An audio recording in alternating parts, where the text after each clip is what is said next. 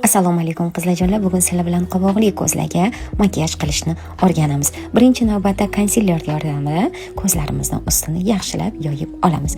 Uchinchi navbatda esa ko'zlarimizga chiroyli linzalarni qo'yib olamiz va расширенный kistочка bilan bejvoy tengni yaxshilab uvalanib qolmasligi uchun yoyib olamiz va suli qovoqdan foydalanib ko'zning ustiga qovoqni yaxshilab yopishtirib olamiz.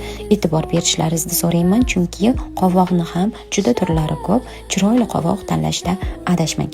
Ko'zni esa kiprik orasini sekin astalik bilan ingichka kistочка yordamida qora gelvoy podvodka bilan sekin asta ko'zni orasini ochib chiqamiz. Liskovoy kiprigimizni olib esa liskovoy kipriklarimizni ham kiprigini ustidan yupqagina qilib birinchi qatorini sekin astalik bilan yopishtiramiz. Ikkinchi qator kiprigimiz esa luchki kiprigi bo'lishi kerak. Buni ham chiroyli qilib yopishtirib olamiz va pinsetning orqa qismi bilan yaxshilab itarib qo'yamiz, sababi kiprikka kiprik yopishi kerak.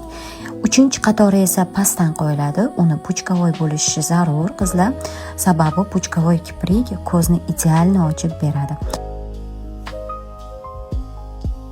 Pastki kiprigimizni korishnovoy tenlar yordamida sekin astalik bilan ko'zni boshigacha bo'yab chiqamiz va ko'zni ostidan esa yana korishnovoy ten yordamida kichkina kistочка bilan korishnovoy tenni yoyib chiqamiz. Moloshnavoy qalam bilan esa ko'z ostidagi mana shunaqa ko'z bo'rtib chiqishi uchun oq qalamdan foydalanamiz. Iloji boricha qalamni ham chiroyli yoyishga harakat qiling, sababi makiyajni ochib turadigan aynan mana shu jarayon juda ham chiroyli ko'rinadi.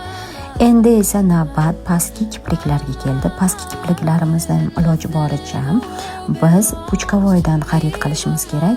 Bu puchkavoy pastki kipriklarimiz ko'zni yanada kattaroq qilib ko'rsatadi va oq highlighter bilan ko'z va burun orasidagi masofani bo'yab chiqamiz.